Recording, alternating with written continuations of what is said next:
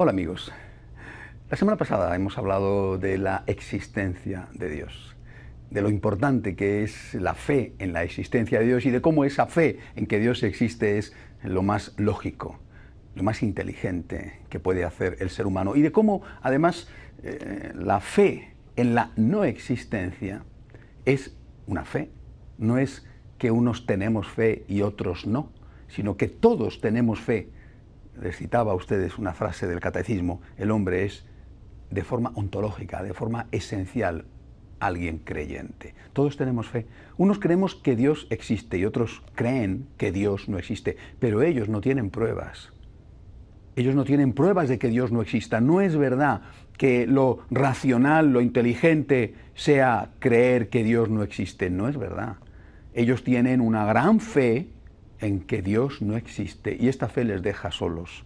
Esta fe les deja sin respuestas de cara a grandes, importantes interrogantes, como por ejemplo el de la vida después de la muerte. Nosotros creemos que Dios existe, como han creído los hombres en la práctica totalidad de la historia, como han creído los que han generado la cultura. Ahora, esta fe en la existencia de Dios, hay que ir empezando a llenarla ya de contenidos. ¿En qué Dios creemos? Es decir, los hombres, cuando han creído en Dios, ¿qué es lo primero que han dicho de ese Dios? Lo primero que han dicho, fíjense, todos los hombres, todas las culturas, es decir, todos los cultos, todas las religiones, muchísimo antes de que apareciera Jesucristo, la fe ya existía desde los orígenes del hombre. Pues bien, los hombres desde sus inicios han creído que Dios era el creador. Es la primera afirmación que hacemos sobre Dios. Primero, que existe, y después que este Dios que existe crea el mundo. Naturalmente que hay muchas formas de decirlo, es decir, hay muchos relatos de la creación, de Dios, de los dioses, bueno, pero cuando uno saca la esencia de todos ellos, siempre va a llegar a esta conclusión: este Dios que existe, este Dios que originó la existencia, es el Dios que la crea. Este Dios que existe, crea. Existimos porque nos ha creado Dios. Nosotros, los católicos, tenemos naturalmente una base en común con el resto de los cristianos y en esto también, por ejemplo, con los judíos. Y es la de aceptar el relato de la creación que viene en la Biblia, que viene en el libro del Génesis. Y lo que vemos en ese relato, voy a referirme a él en diversos programas porque creo que es especialmente importante, esas primeras páginas de la Biblia. Pero lo que vemos en ese relato es que este Dios creador es un Dios que crea las cosas bien. Es decir, que no solamente crea, sino que no es un chapucero. Es un Dios que hace las cosas bien hechas. Y que, según cuenta el relato del Génesis, después de cada día de la creación, contempla lo creado y dice: esto era bueno. Es bueno lo que he hecho, dice Dios. Y que cuando llega a ese sexto día de la creación, en el cual crea al hombre, hablaremos en otro programa sobre la creación del hombre, Dios no dice esto es bueno, Dios dice esto es muy bueno. Es decir, este Dios que existe y que crea, hace las cosas bien. No hace chapuzas, hace las cosas bien hechas. Se complace en las obras que ha creado y de una forma especial se complace en el hombre. Ahora, este Dios que crea, ¿por qué crea? ¿Crea como un experimento? ¿Juega, se entretiene, se divierte, se aburre y por eso crea el mundo? No. Nosotros, repito, naturalmente, pienso que los de otras religiones afirmarán algo parecido, pero desde luego nosotros, católicos, junto con el resto de los cristianos y con los judíos, decimos que este Dios crea porque ama. Ya empezamos, por lo tanto, a ir poniendo adjetivos a Dios. El Dios que existe es el Dios que crea y es el Dios que ama, es el Dios amor. La creación va a ser la primera obra del amor de Dios. Dios crea porque ama. Primero es amor y como consecuencia y fruto de ese amor, crea. La creación es una obra, es un acto del amor de Dios. Dios es amor y porque ama, crea. Naturalmente podemos decir también que una vez que ha creado, ama lo creado. Dios, que es amor, por amor crea y porque crea, ama a lo que ha creado. Y quisiera hacer aquí una pausa, una meditación espiritual a propósito de esto que me parece muy importante. Los animales Los animales, las plantas, las rocas, las estrellas, no son conscientes. Es decir, tienen inteligencia los animales, por ejemplo, más o menos, ¿no? Pero no son conscientes.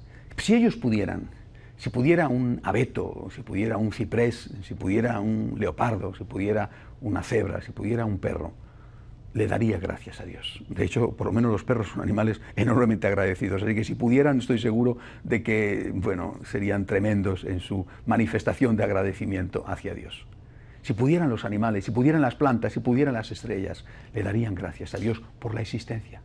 Existo porque tú me has creado, Señor. Si no fuera por ti, no existiría. Nosotros, los seres humanos, sí que somos conscientes. Nosotros sí que sabemos que esto no es fruto de la casualidad. Ahora me referiré precisamente a los que dicen que esto es fruto de la casualidad. Pero nosotros sabemos que esto no es fruto de la casualidad. Y por lo tanto, como sabemos que no es fruto de la casualidad, nosotros, de una forma especial, tenemos la obligación de darle gracias a Dios. De darle gracias a Dios por la existencia, por nuestra existencia, por la existencia de los nuestros y por la existencia de todo lo creado. Esto es un don del amor de Dios. Dirán, bueno, hombre, pero es que hay vidas y vidas, ¿no? Es decir, hoy en día se trabaja mucho con ese concepto de la calidad de vida, y por lo tanto, algunos, de una forma muy bien orientada y sabiendo lo que van, dicen que cuando no se tiene calidad de vida, no merece la pena vivir, y entonces se atribuyen el derecho de decidir quién tiene derecho a vivir y quién no tiene derecho a vivir. No tienes calidad de vida, que es un estándar que han puesto en determinados países occidentales, entonces tú no solamente es que puedes pedir la muerte, sino es que a ti te vamos a matar. Y esto lo estamos viendo ya, por ejemplo, no solamente en el caso de los abortos, sino en el caso de los infanticidios, ¿verdad? Es decir, de aquellos casos en los cuales, como por ejemplo en Canadá, una juez determinó que la mamá tenía derecho a matar al bebé ya nacido porque no iba a poder darle la calidad de vida que ella consideraba que era suficiente. O los casos de eutanasia, donde al final lo que hay de fondo argumental es este problema de la calidad de vida. Por eso, repito, nosotros lo que tenemos que hacer es darle gracias a Dios por la vida. Toda vida es un don, toda la vida es un don. Mi vida, la vida de una planta, la vida de una ballena, la vida de un enfermo, la vida de un anciano, la vida de una persona que no va a ser riquísima, no va a ser poderosísima. Toda la vida es un don. Y como es un don, tengo que darle gracias a Dios por ello. Y yo además soy consciente de la existencia de la vida y por lo tanto tengo el deber de darle gracias, cosa que los animales, si pudieran, sin duda que harían, y que porque no tienen la inteligencia y la razón no pueden hacerlo. Ahora quisiera referirme, dentro de este capítulo de contemplar a Dios como creador, a los que dicen que todo esto es fruto de la casualidad. Me van a permitir un pequeño acento biográfico. Bueno, soy licenciado en biología, y además me especialicé en ingeniería genética. No tiene mucho que ver con mi sacerdocio, pero es una cosa que hice, que empecé a hacer por lo menos antes de ser sacerdote y que terminé justo después para acabar esta carrera y darle una alegría y una satisfacción y una tranquilidad a mis padres. Soy licenciado en biología por la Universidad Complutense de Madrid y mi especialidad, repito, fue la ingeniería genética. Bien, ¿por qué les cuento esto? Porque, miren, no puedo olvidar la impresión que me produjo cuando por primera vez empecé a trabajar con un microscopio de alta resolución. Aquello fue para mí maravilloso. Yo, por supuesto, no solamente era un creyente, sino que antes de cuando empecé la carrera estaba ya pensando en hacerme sacerdote algún día y la terminé siendo ya sacerdote. Por lo tanto, no era una cuestión de mera creencia, sino que era una creencia por lo menos bastante consistente. Pero también yo, pues como los demás, experimentábamos las dudas, ¿no? Es decir, ¿será racional tener fe? ¿Será científico tener fe?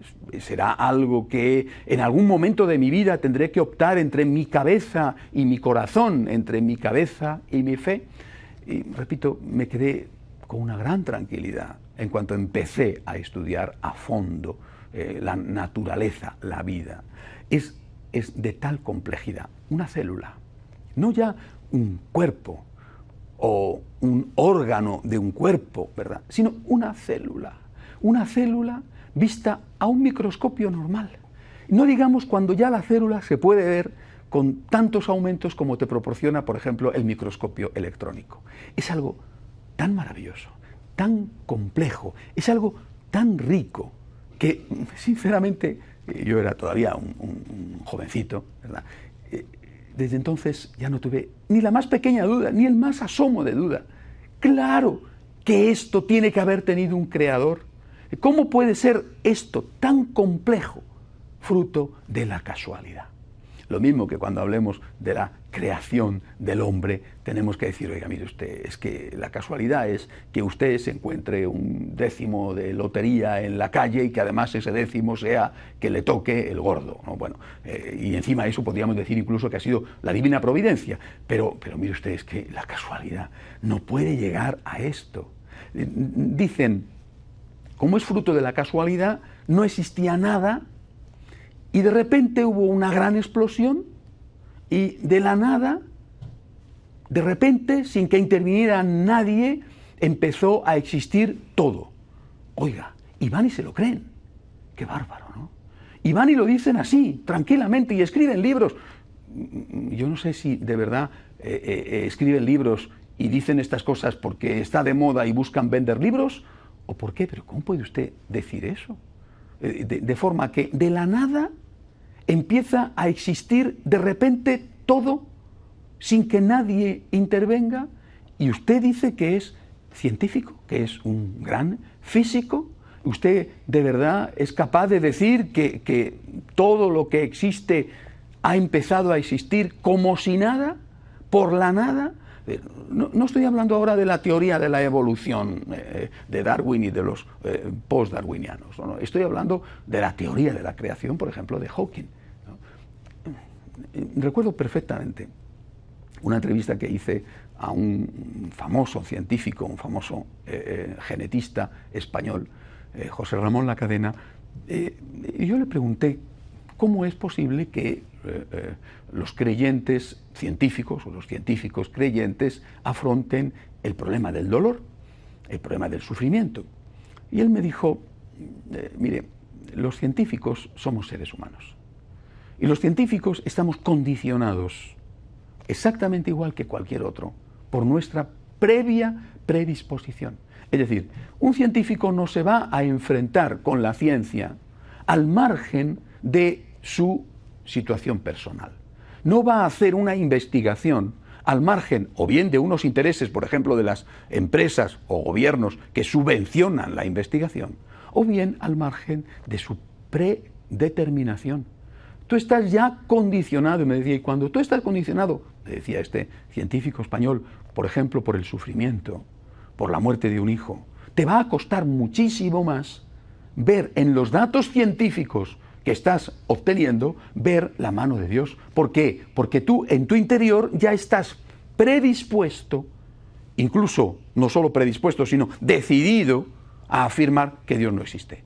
En cambio, si tú no estás en esa situación, te va a ser muchísimo más sencillo. Les cuento a ustedes esto porque, hombre, cuando uno ve que el gran científico ateo de nuestra época, que es Hawking, está en unas condiciones como las que está, pues uno se pregunta, por lo menos tenemos el derecho legítimo a hacernos la pregunta. ¿No es su situación personal lo que le está condicionando?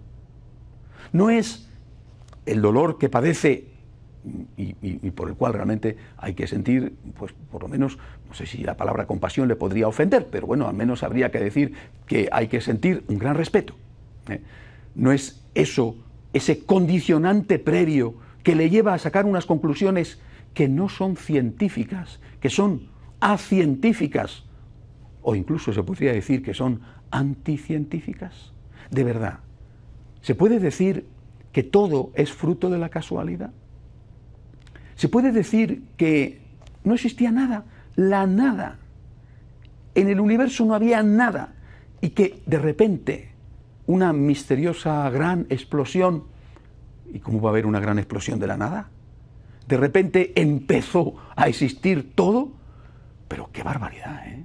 Pero qué ganas de tener fe en cosas raras. Porque lo mismo que les decía a ustedes la semana pasada, que el no creyente es un creyente en la no existencia de Dios.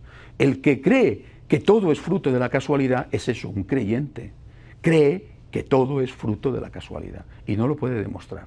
Es mucho más lógico, es mucho más intuitivo y es lo que ha hecho el hombre desde sus orígenes y es lo que siguen haciendo los hombres, la práctica totalidad de los hombres hoy en día. Esto no puede ser fruto del azar, de la casualidad, de la nada. Tiene que haber alguien.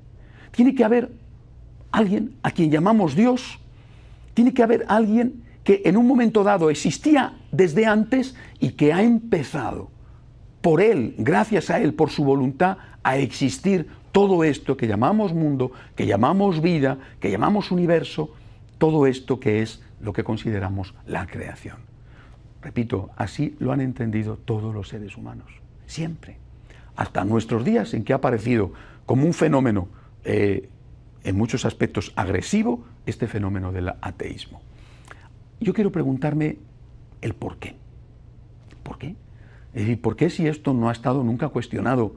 ¿Por qué la existencia del Dios creador está siendo cuestionada tanto hoy en día? ¿Qué se busca con eso? Porque al final yo creo que hay que utilizar aquel aforismo, aquella máxima latina, qui prodest. ¿A quién aprovecha? ¿A quién beneficia la creencia en la casualidad? ¿A quién aprovecha y a quién beneficia? ¿O a quién perjudica la creencia en el Dios creador?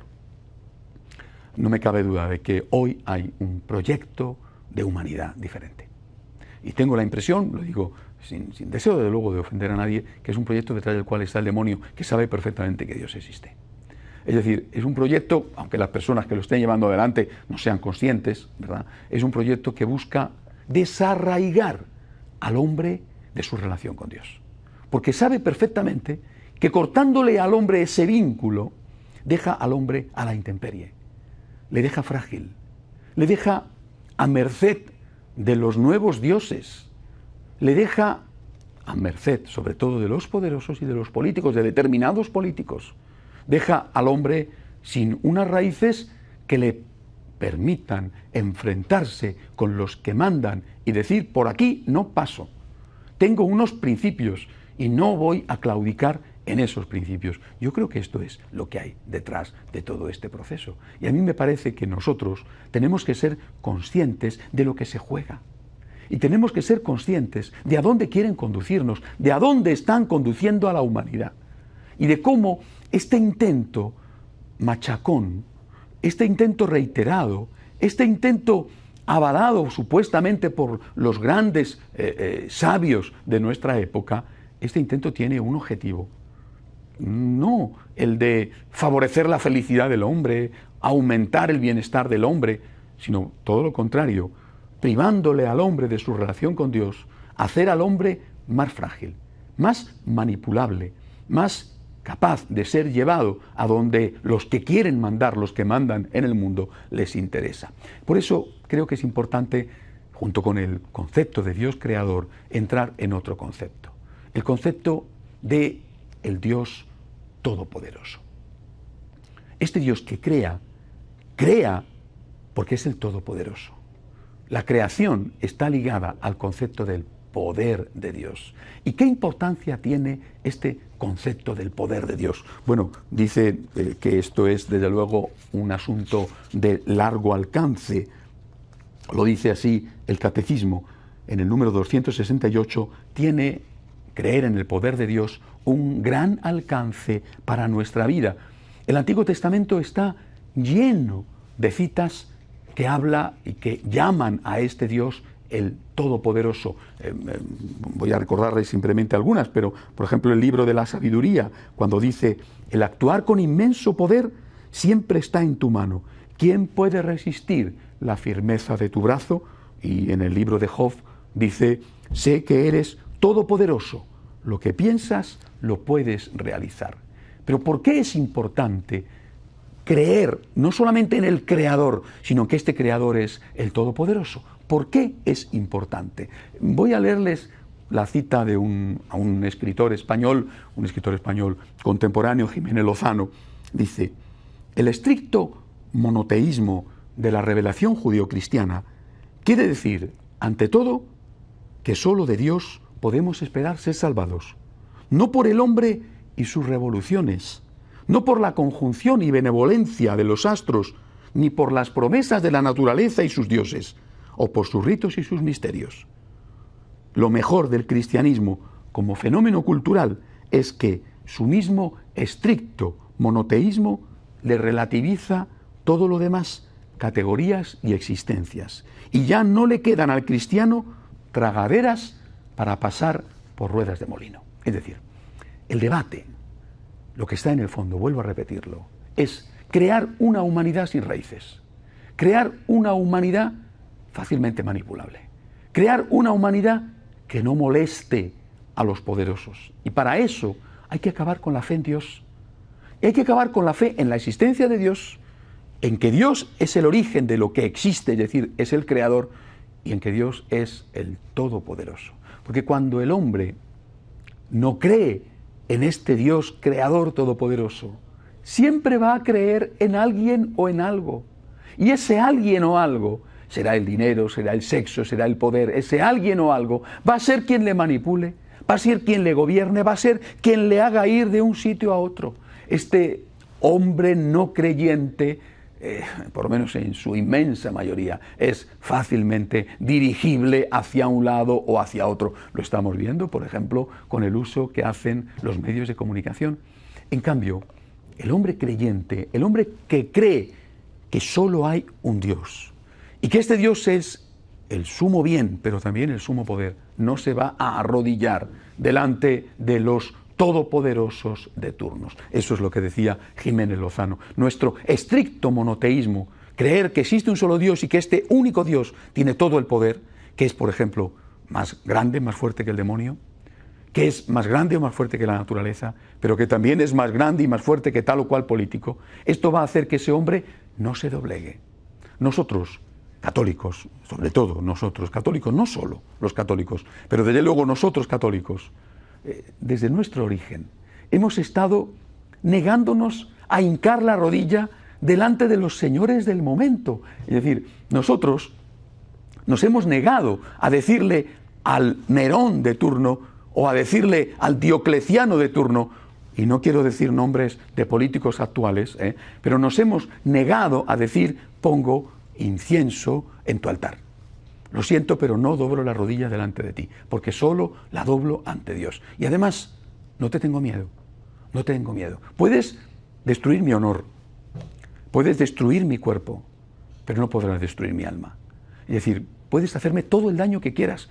Lo han hecho, lo hicieron los estalinistas, lo hicieron los nazis, destruyeron el honor de tantos santos sacerdotes, de tantos santos obispos, les mataron, les mandaron a los campos de concentración, pero no vencieron. Y no vencieron porque hubo hombres y mujeres que dijeron, no nos arrodillamos ante ti, no nos arrodillamos ante el Dios de turno, no nos arrodillamos ante el poderoso de turno. Creo en Dios, creo solamente en Dios, creo en un Dios que es el único que tiene todo el poder. Fíjense si fuéramos capaces de hacer esto, de volver a recuperar esta fe de nuestros padres, si en este año de la fe fuéramos capaces, como quiere el Papa, de adorar solo a Dios, ¿qué sucedería? Pues que, por ejemplo, tantos católicos que van a consultar los horóscopos, la magia, la hechicería, los amarres, pues dejarían de hacerlo, si solamente Dios es Dios. Pero no solamente ellos, tantos católicos que a la hora de votar, por ejemplo, y ahí es donde les duele a los que mandan en el mundo, tantos católicos que a la hora de votar no escuchan las indicaciones de la Iglesia, no escuchan la palabra de Dios, no escuchan las enseñanzas del magisterio, esos católicos dirían, no, pero primero para mí es Dios y después este partido político. Y a lo mejor, pues a lo mejor no votarían al otro partido político, pero se quedarían en su casa y dirían, no, yo no puedo votar en contra de lo que me enseña la Iglesia. Esto es el objetivo, es decir, quitarle al hombre sus raíces para hacerle totalmente manipulable. Queridos amigos, quiero concluir este tema sobre el Dios creador, el Dios todopoderoso. La fe en que Dios crea, la fe en que Dios tiene el supremo poder, nos da una enorme libertad. Nosotros sabemos que estamos en buenas manos. Nosotros no tenemos que arrodillarnos ante los dioses de los hombres, buscando la paz, buscando la felicidad, buscando la vida eterna. Sabemos que estamos en las manos de Dios, en buenas manos, en las mejores manos. Démosle gracias a Dios por todo esto. Hasta la semana que viene, si Dios quiere.